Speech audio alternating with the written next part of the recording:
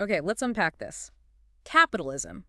I mean, few words spark more intense debate, maybe ever, but especially right now, wouldn't you say? Oh, absolutely. Depending on who you ask, it's either the engine of freedom and progress. Right. Democracy, innovation. Exactly. Or, on the flip side, it's seen as the root of all sorts of massive problems, exploitation, environmental disaster. Inequality, colonialism, the history with slavery.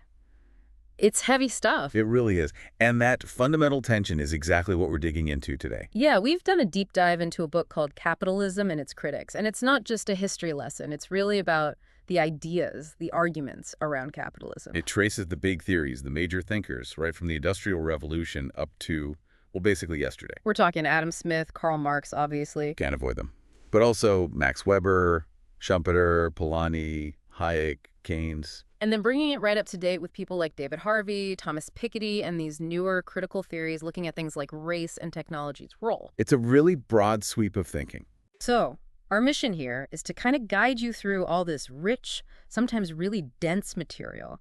We want to pull out the key insights, the nuggets of knowledge. Help you get a handle on how the thinking has evolved, what the core debates still are. And crucially, how this, enormous abstract-seeming system actually connects to everything, to democracy, to the environment, to your daily life. Okay, so where do we start? Well, the book jumps right in with a maybe surprising challenge. Yeah. The word capitalism itself is tricky, Right. There's no single definition everyone agrees on. which is kind of wild because we use it constantly. Totally. And the term itself, interestingly, wasn't even that common until like the late 19th century. Mhm. It was often used more by critics back then. Before that, Marx talked about the capitalist mode of production, right? Yeah. Not capitalism per se. Exactly. And it feels like, especially since the 2008 financial crisis, people are really trying to pin down what this thing actually is again. Yeah, that crisis brought it roaring back into focus. Definitely. So while there's no perfect definition, the source lays out some core features usually associated with it. Though, again, not everyone agrees these are the absolute definition. Things like the relentless pursuit of profit. That's central. Producing commodities, goods, and services using wage labor, distribution mainly through markets. Private ownership of the means of production, factories, land, technology. Yep. And theoretically, formally free labor. Yeah. But But that formally free needs a huge asterisk, doesn't it? The book really stresses how foundational transatlantic slavery was to the actual historical development of modern capitalism. absolutely crucial point. It wasn't just some aberration. For centuries, it was essential to the system's wealth generation. You can't just bracket that off. No way. And the book emphasizes it's more than just an economic system. It's this gigantic global thing organizing how we produce, how we trade, how we consume. Marx's starting point was that society appears as this immense collection of commodities. That commodity idea is powerful. And later thinkers, like Simmel, showed how commodities and money itself aren't just economic tokens. They take on symbolic meaning, they shape culture, social relations. It's deeply woven into the fabric of society. And you absolutely cannot understand capitalism without talking about the state. That seems like a really key takeaway. For sure. The state provides the whole legal framework, property rights, contract enforcement that allows markets to function on the scale they do. Markets existed before, but capitalism needs them in a unique way, And the state makes that possible, sustains them. fundamentally. And that relationship with the state connects to its very complex, often contradictory relationship with democracy. How so? Well, as more people became wage laborers, they organized, gained collective power. Them unions, political parties. Right. And that fueled demands for democratization, pushing for things like voting rights, but also social safety nets, taxation for public services, education. Which, ironically, capitalism sometimes needs for its own workforce. Exactly. And the nature of that workforce changes too. The book highlights this shift from, say, the more unified industrial working class and factories The classic image of the proletariat. to today's much more fragmented workforce. You have the precariat people in insecure jobs, service sector, gig economy, often disproportionately migrants, women. It's a different landscape. Okay, so let's rewind a bit. Go back to the foundations. The book starts with Adam Smith, but frames him, maybe surprisingly for some, first as a moral philosopher. Why is that framing important? It's really key because it counters the image of Smith as just being about cold, hard economics. He saw the economy what he called commercial society, as part of society, embedded within it. Not separate. Not separate. He was grappling with this big question: how can individual actions, driven by self-interest, actually end up serving the collective good in a society where everyone depends on everyone else? That really pushes back against that later sort of neoliberal idea of the isolated individual, doesn't it? Massively. Smith's whole point was interdependence. His famous hidden hand idea often gets boiled down to just market forces fix everything. Yeah, the magic market. But the source argues it's likely broader than that. It might refer to these deeper societal logics, that interdependence. Think of his famous example of the woolen coat. Ah, the coat. Yeah, how even that simple thing requires, what was it, the joint labor of a great multitude? Exactly. Shepherds, spinners, weavers, dyers, merchants, sailors, stretching across different trades, different regions, even globally. It shows how interconnected we are. It's a powerful illustration. And the book makes the point that Smith's legacy is often cherry-picked. His moral philosophy gets sidelined, and he's painted as this prophet of pure market fundamentalism. Which he really wasn't. No. But one of his core insights, which heavily influenced Marx, was that labor is the fundamental source of wealth. Right. And through the division of labor, you could accumulate wealth not just from your own work, but by acquiring the value produced by the labor of others. And that's the pivot point where Marx comes in. He takes Smith's economic analysis, that labor theory of value, but completely rejects the idea that this commercial society is inherently harmonious. For Marx, it's all about conflict. Conflict is central. Class conflict, driven by fundamentally opposing interests between those who own the means of production and those who have only their labor to sell. Power relations are key. The book says Marx was pretty disillusioned with liberalism. He felt it promised freedom and equality, but couldn't deliver because it ignored these underlying economic power structures. Whereas Smith, perhaps, believed social reforms within the system could be enough. Marx fundamentally disagreed. And Marx didn't see capitalism as the endpoint of history, like Smith might have seen commerce? No, not at all. He saw it as a dynamic, incredibly productive, but ultimately self-contradictory stage of history. Drawing on Hegel and others, he saw it containing the seeds of his own destruction. Which explains why his magnum opus is called Capital, right? Not capitalism. The term wasn't common. He was dissecting the engine itself, capital. Precisely. And a core concept for him is commodification. This process where everything objects, nature, even human relationships, and our ability to work gets turned into something that can be bought and sold on a market. He saw that as a kind of distortion, alienating. A fundamental distortion, yes. Yeah. It strips things of their intrinsic qualities, reduces them to exchange value, turns social relations into market relations. And he argued this economic base shapes everything else. Culture, politics, law. The state isn't neutral. He argued the state ultimately functions to serve the interests of capital, to maintain the system. The real domination isn't always obvious. It's often hidden by ideology, by the seemingly natural way commodities are exchanged. Now, if someone reads Capital looking for a detailed blueprint of what comes next, They'll be disappointed. The book points out that Marx, especially in his mature work, provides this incredibly deep analysis of capitalism, but he doesn't offer a detailed model for a post-capitalist society. no 5-year plan. No. He was very critical of utopian socialists who tried to design perfect societies from thin air. He believed change had to arise organically from the contradictions and struggles within the existing social reality. Makes sense. And addressing that famous prediction about the immiseration of the proletariat, the idea that workers would get poorer and poorer. Which arguably didn't happen quite like that in the West post-war. Well, living standards certainly rose for many. But the book notes that exploitation, in Marx's technical sense, the extraction of surplus value from labor, didn't stop.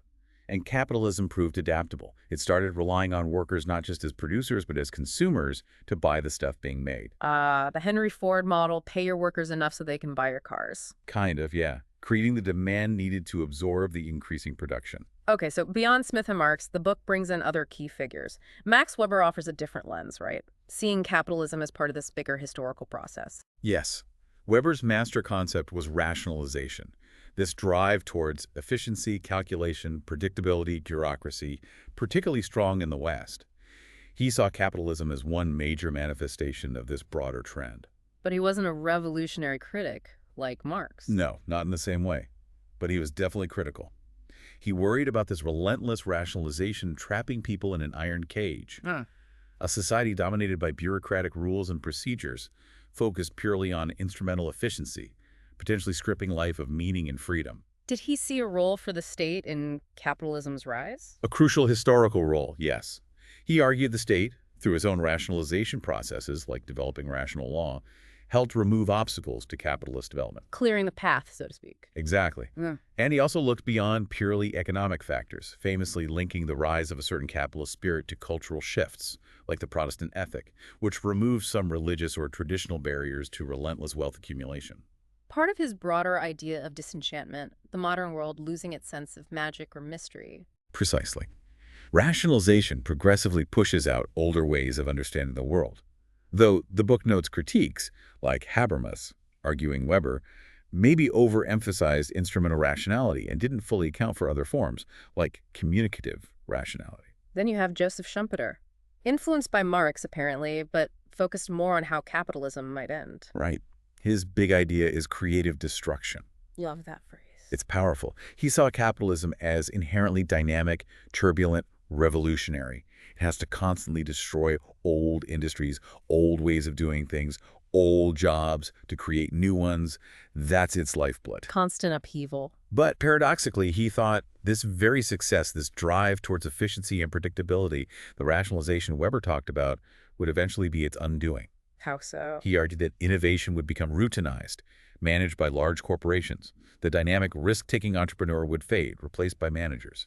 The system would become bureaucratic and lose its revolutionary energy, eventually leading to some form of socialism, he thought. Interesting. So rationalization doesn't reduce crisis for Schumpeter.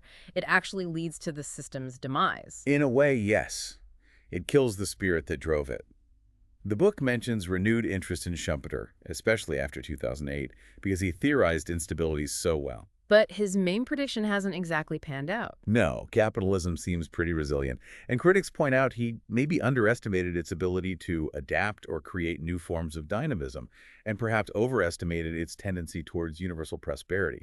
But that core insight about inherent turbulence, that's a huge legacy.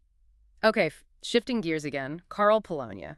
He seems to offer a really fundamental challenge to the whole idea of a free market operating on its own. Yeah, absolutely fundamental. He argued that the idea of a self-regulating market, completely separate from society and the state, is a dangerous fantasy, a stark utopia, he called it. A utopia, why? Because, he argued, labor, land, nature, and money are not inherently commodities produced for sale like, say, chairs, trying to treat them as purely market-driven things, subject only to supply and demand. Inevitably causes massive social and environmental damage. Exactly. It destroys the human and natural substance of society, as the book quotes him. He argued that trying to establish this fictional self-regulating market in the 19th century actually required huge, deliberate state intervention. It was a political project, not a natural unfolding. So the free market needs the state to even exist. Paradoxically, yes. And he pointed to things like the gold standard, the balance of power system. These were institutions created to support the market ideal, but they ultimately buckled under the social pressures the market unleashed. His big contribution seems to be showing markets are always embedded in society and require regulation and state support. That's the core takeaway.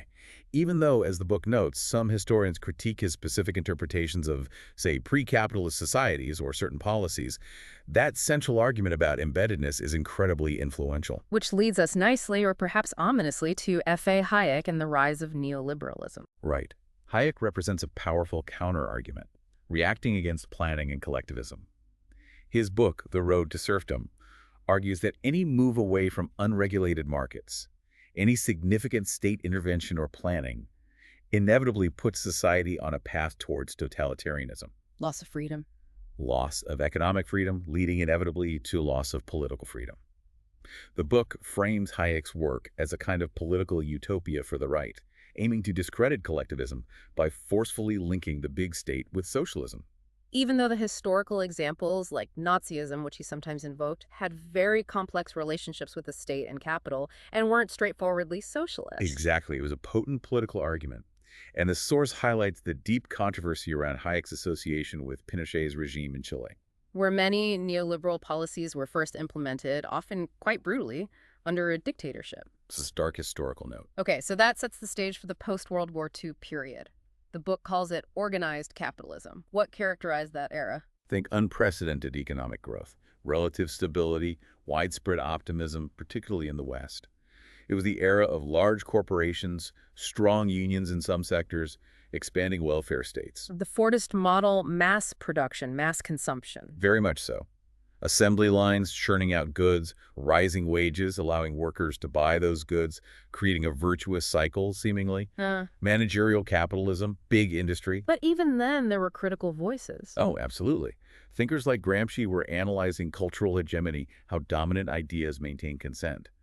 The Frankfurt School critiqued the rise of technocracy, how science and technology could themselves become ideologies masking power relations.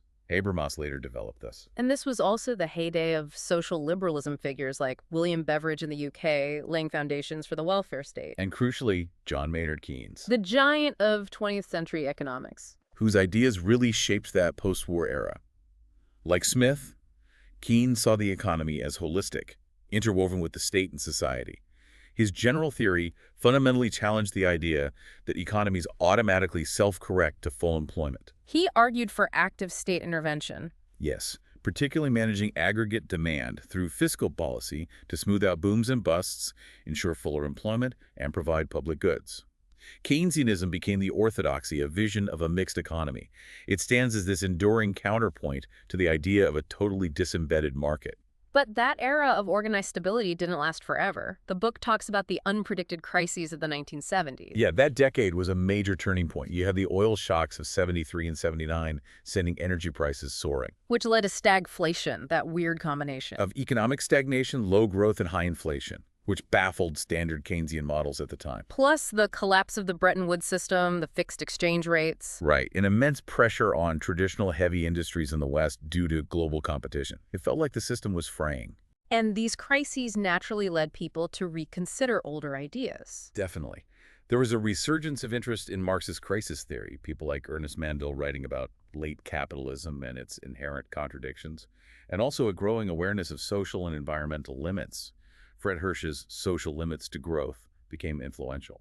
It's interesting, the book mentions Michel Foucault's later work engaging with neoliberalism, too. Yeah, Foucault, always complex. He was critical of traditional Marxism and apparently had some initial, perhaps surprising interest in neoliberal ideas about limiting state power, seeing it as a different form of governmentality, though that contrasts sharply with how people later analyzed authoritarian neoliberalism. And Daniel Bell observed this growing gap, this radical disjunction between the economic system's logic Efficiency, rationality, treating people as means to an end, and the cultural sphere. which was becoming more focused on self-expression, immediate gratification, challenging traditions, sometimes seeming anti-rational or hedonistic, a clash of values. So all this turmoil, the economic shocks, the intellectual ferment, the cultural shifts, it created an opening. A huge opening.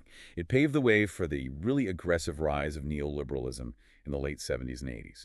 The book depicts it almost as a revolution. Rapid, quite assertive policy shifts, privatization, deregulation, often implemented via shock therapy around the world. Okay, so that brings us closer to the present. The book then shifts focus to critiques that argue even the classic Marxist definition commodities, surplus value, doesn't capture the whole story. Exactly. This line of thinking argues that capitalism, as we know it, relies fundamentally on exploiting what the source calls hidden abodes or backstory domains. Hidden abodes, like what? Think about things like unpaid care work, the natural environment, the exploitation enabled by racial hierarchies. These are essential inputs or conditions for the formal economy, but they're often treated as free or external, their value not properly accounted for within the market system. So capitalism extracts value from these areas without paying the full cost. Precisely. And this core contradiction, this reliance on seemingly non-economic spheres, is argued to be a source of major ongoing crisis tendencies. Like the care crisis. Exactly. Capitalism needs the work of raising children, caring for the sick and elderly, maintaining households work overwhelmingly done by women, often unpaid or poorly paid. The system relies on this reproductive labor, but doesn't value it economically, leading to crises of social reproduction, the double burden that Arlie Hochschild wrote about. And the environmental crisis fits here, too, treating nature as a free resource to exploit. Yes. And then there's the concept of racial capitalism. This is a really important critique. It argues racism isn't just an unfortunate byproduct, but integral. It argues racism is baked in from the start. Thinkers like Cedric Robinson argue that modern capitalism emerged alongside and through racial hierarchies, enabling dispossession, enslavement, and the extraction of value from racialized groups, a process of primitive accumulation that didn't just happen once, but continues. So it critiques Marxism itself for sometimes being too focused on class in Europe and overlooking race. That's a key part of the critique, that traditional Marxism has often been Eurocentric. This perspective connects directly to contemporary issues. Think about the arguments around the prison industrial complex in the U.S. Angela Davis, Ruth Wilson Gilmore. Exactly. They argue that mass incarceration, disproportionately affecting Black and brown communities, functions as a system for extracting profit from prison labor, private prisons, surveillance tech, and managing populations deemed surpluses, effectively reproducing aspects of slavery under different guise, exploiting loopholes like the 13th Amendment's punishment clause. Wow, okay. And the environmental angle gets developed too, beyond just externalities. Yes, some theorists talk about modernity in nature or capitalist world ecology. The argument is that capitalism didn't just use nature, it fundamentally reorganized our relationship with it, creating this artificial split between society and nature that allows nature to be treated as a limitless, cheap input. Which sets up the whole debate about Anthropocene versus capitalism. Right. Is the current geological epoch defined simply by human impact, Anthropocene? Or is it specifically the logic of capitalist accumulation, its need for constant growth, cheap inputs, waste externalization that's driving the planetary crisis? Capitalism. Though the book mentions Deepesh Chakrabarty raises a counterpoint. Yeah, Chakrabarty questions whether focusing solely on capitalism, a relatively recent system in geological terms, risks missing the deeper, longer-term implications of humans becoming a planetary force. It's a complex debate. So this brings us right up to today. There seems to be this widespread feeling, maybe echoing Marx but without his confidence in a specific alternative, that capitalism is, well, struggling, in decline. There's definitely a strong current of thought reflected in the book, suggesting it's entering a period of serious strain, maybe even decay. Wolfgang Streeck talks about a prolonged period of social entropy. A slow unraveling. Potentially. And a real sense of uncertainty, even anxiety, that what comes after capitalism, if anything does, might not necessarily be better. It might be worse. No guaranteed happy ending. Far from it.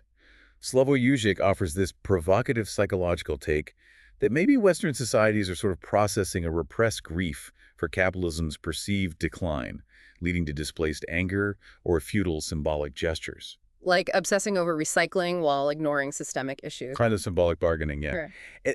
And Streeck argues that core tension between capitalism's drive for profit and democracy's push for equality is becoming unsustainable. Leading to potential breakdown. Or perhaps to what he and others call authoritarian neoliberalism, where the state might shrink in terms of welfare, but becomes more coercive, more policing, more prisons to manage the social fallout of inequality and austerity. And technology looms large in these contemporary debates, doesn't it? As both a threat and maybe a potential way out. Hugely. You have Shoshana Zuboff's incredibly influential work on surveillance capitalism. Right. The idea that the new commodity isn't just our labor, but our personal data, our behavior. Exactly. Our behavioral surplus.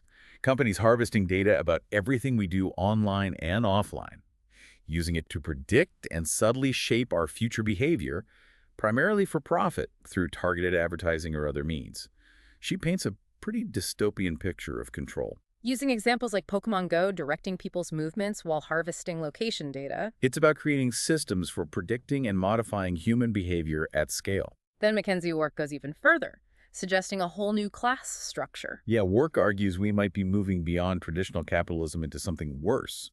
She posits a new dominant class, the vectorialists, who own and control not the means of production, but the vectors of information, the networks, the platforms, the data flows. So Google, Facebook, Amazon. Their power comes from controlling surplus information.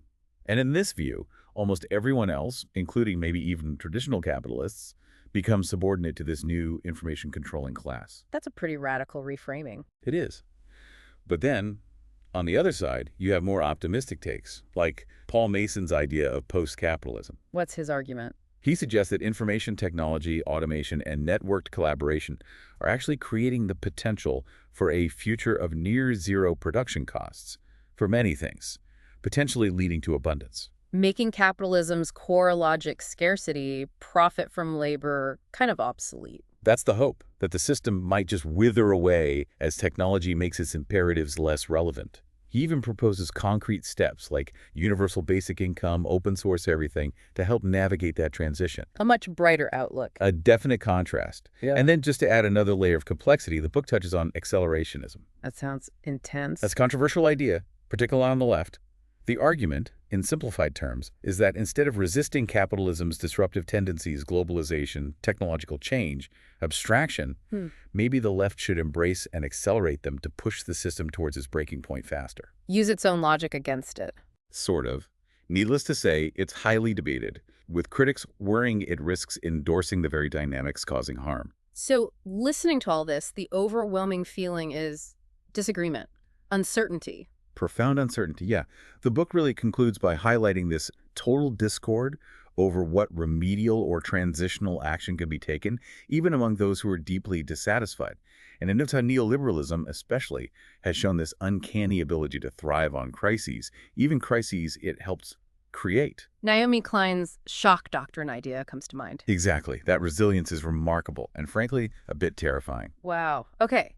So we have really covered a huge amount of ground in this deep dive. I mean, starting with the foundational debates from Smith and Marx about labor, value, harmony versus conflict. Moving through Weber on rationality and the iron cage, Schumpeter on creative destruction, Polanyi's challenge to market utopia, Keynes and the mixed economy. And then the crises of the 70s, the rise of neoliberalism, and these really vital contemporary critiques focusing on the hidden abodes, care, nature, racial exploitation. And finally, landing in today's debates about surveillance capitalism, potential collapse, post-capitalism, the precariat, authoritarianism. It's a lot. What really stands out are these deep, unresolved tensions running through it all.